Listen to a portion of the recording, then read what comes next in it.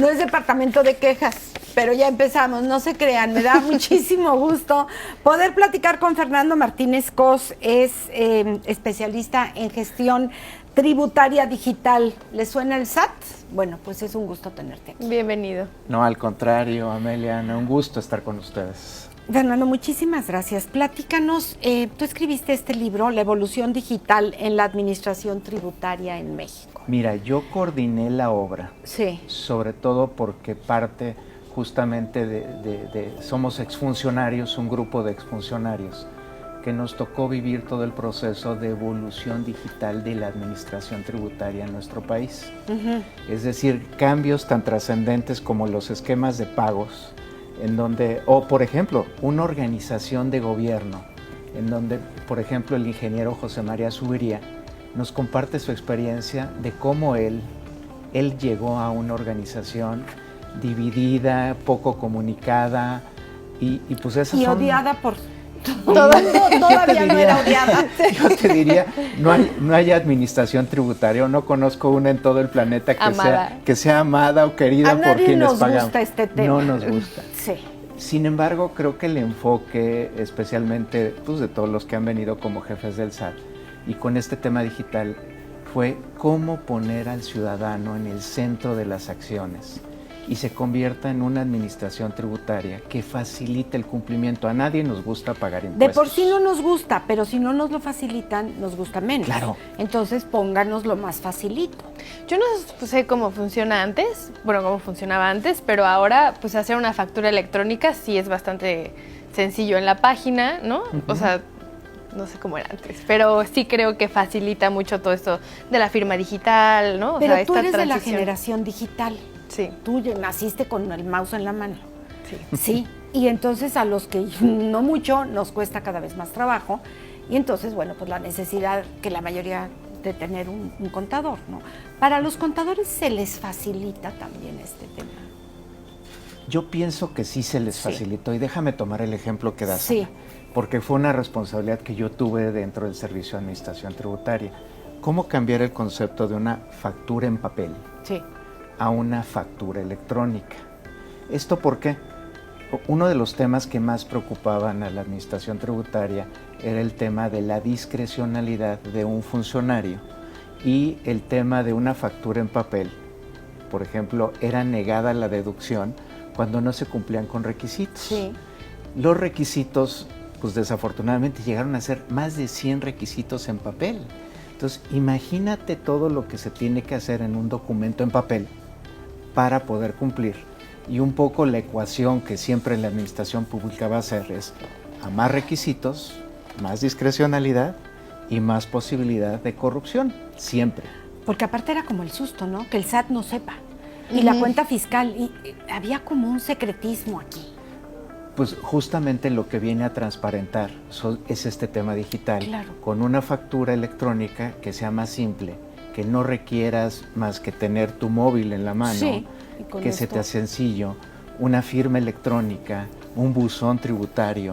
O sea, todo lo que hoy pues, jóvenes como tú tienen fue gracias a la decisión y al grupo de funcionarios que nos tocó justamente en lo que es el cerebro del Servicio de Administración Tributaria, pues contar con el beneficio de los ciudadanos, porque esto no se construye solo. Claro. Es una organización tan poderosa como el Servicio de Administración Tributaria, en compañía de ciudadanos, de agrupaciones que juntos fuimos los que logramos evolucionar la gestión tributaria en nuestro país. Hoy, pues desgraciadamente se convierte en un gran problema para los contribuyentes. ¿Por qué? Pues porque al final del día los datos que se entregan a la administración tributaria, y es un poco lo que relatamos en el libro, toda esa información que generamos desde una factura, una declaración, toda esa información es digital. Sí, que esto vino a ayudar y al ser muchísimo. digital, pues evidentemente todo nuestro actuar como ciudadanos, como contribuyentes, pues ya con las tecnologías actuales, con la inteligencia artificial, se convierte en un gran riesgo si no lo cuidamos. Y por eso esta obra lo que busca es, recordemos que el centro de todo es el ciudadano, es el contribuyente, y creo que algo que es un reto fundamental para una institución como el servicio es darnos servicio. Por eso se le puso al Servicio de Administración Tributaria esa palabra. Servicio. Servicio. Claro. Sabemos que a nadie nos gusta pagar impuestos, pero además que hay gente que no paga impuestos, ¿no? Entonces, ¿tú crees que con estos cambios aumentó las personas que pagan impuestos? ¿Se quedó igual? ¿Disminuyó? ¿Qué pasó? Mira, justamente el día de ayer aquí en su ciudad, aquí en Querétaro, dimos una plática y yo daba algunas gráficas, algunos datos en donde desafortunadamente el crecimiento de los contribuyentes ya no viene siendo como lo ven haciendo hace algún par de décadas. Se ha estancado la inscripción de contribuyentes y lo que ha crecido es la informalidad. Sí quiero decirles que aquí una ciudad como Querétaro rompe eso. ¿Por qué? Porque aquí hay más formalidad que informalidad. Sí. Sin embargo, a nivel de país, la informalidad ha crecido.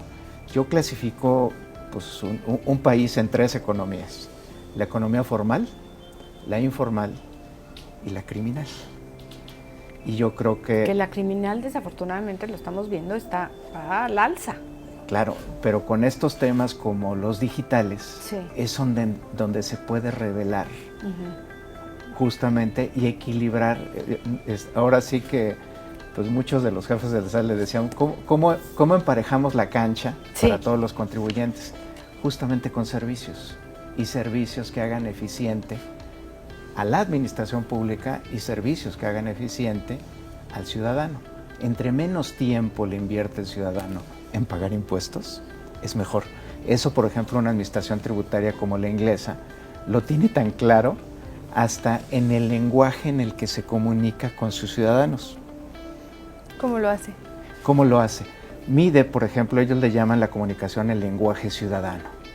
Y ese lenguaje ciudadano es medido por la capacidad que tienen sus ciudadanos de comunicarse entre ellos. Entonces, un reto muy fuerte para lo que es la administración pública y en especial una administración tributaria es cómo comunicar un tema tan complejo como es el del cumplimiento de una obligación fiscal en un lenguaje ciudadano. Ahorita, por ejemplo, puedes medir la capacidad que tiene de comunicación una persona que tenga escasamente nivel básico de educación primaria a un doctorado. Los niveles de entendimiento son diferentes. Claro.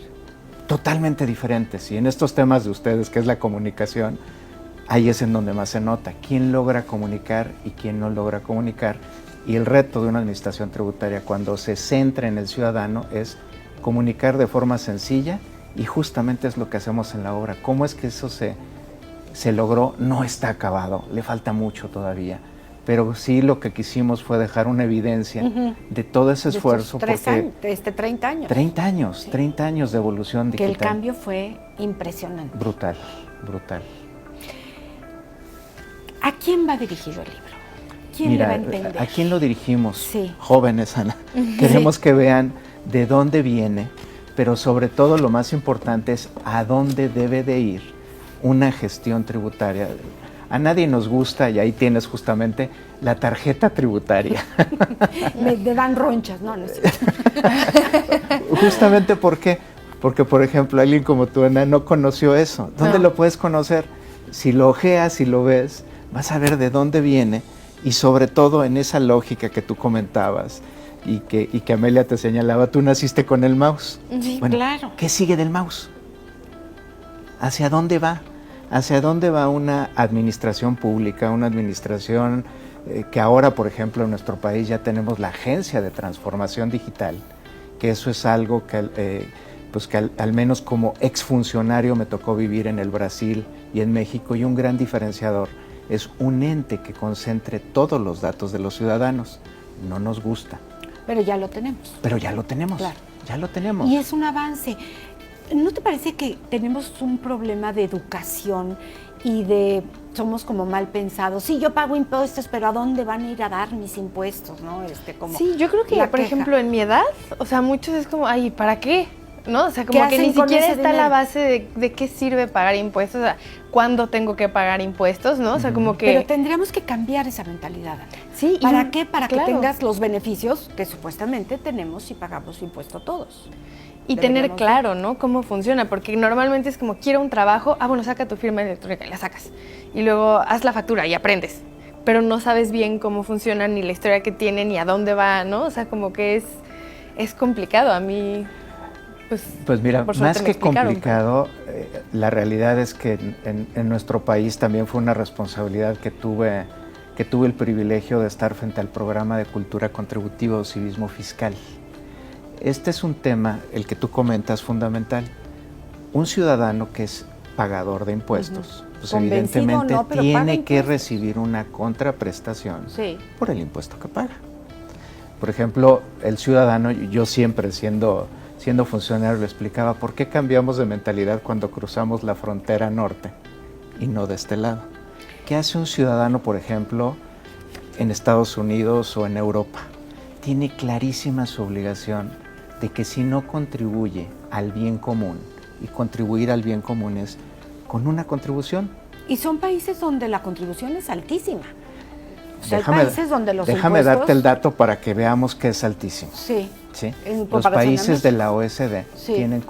tienen contribuciones como parte del Producto Interno Bruto que van más allá del 33% del Producto Interno Bruto. Ese es el calibre de los ingresos y de lo que vemos muchos ciudadanos que tenemos la maravillosa oportunidad de visitar Europa, Estados Unidos o cualquier otro país. ¿Por qué son exitosos? Porque hay un compromiso social de cumplimiento, 33%. México, les doy una pregunta fundamental. ¿Cuánto creen que tiene México? no sé. 17%. El 16 te iba a decir, sí. 16.9 exactamente. Esa es la diferencia. ¿Y qué porcentaje de la población paga impuestos? Mira, justo también daba yo un... Te estás metiendo en líos, ¿sabes? No, Bueno, yo pregunto, pues, no.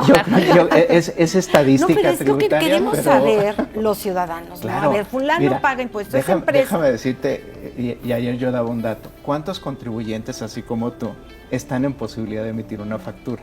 El dato cerrado son 14 millones de contribuyentes. Son los que pueden emitir una factura. En el universo de nuestros, de los mexicanos. De los mexicanos. Ok. Obviamente hay que ver los asalariados, que de asalariados les- estamos hablando de un grupo que ellos no les preguntan si quieren pagar, Ellos les pagan retienen porque el pagan. impuesto y Sí. los pagan.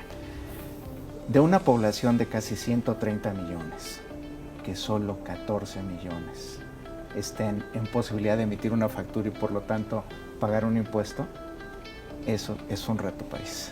Sí, claro, porque como, o sea, si decimos que con los impuestos se genera toda esta infraestructura y todos estos beneficios, pero si la mayoría no paga los impuestos, bueno, ¿cómo sostienes a toda esa población, no?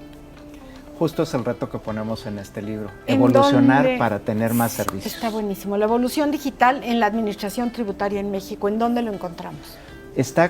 Lo pueden ustedes ubicar en Amazon. Fernando Martínez, muchísimas gracias. Me quedé con 200 dudas. Yo creo que el auditorio también, pero ojalá que tengamos la oportunidad de platicarlas más adelante. Encantado de la vida. Un placer estar con ustedes. Muchísimas Muchas gracias. gracias.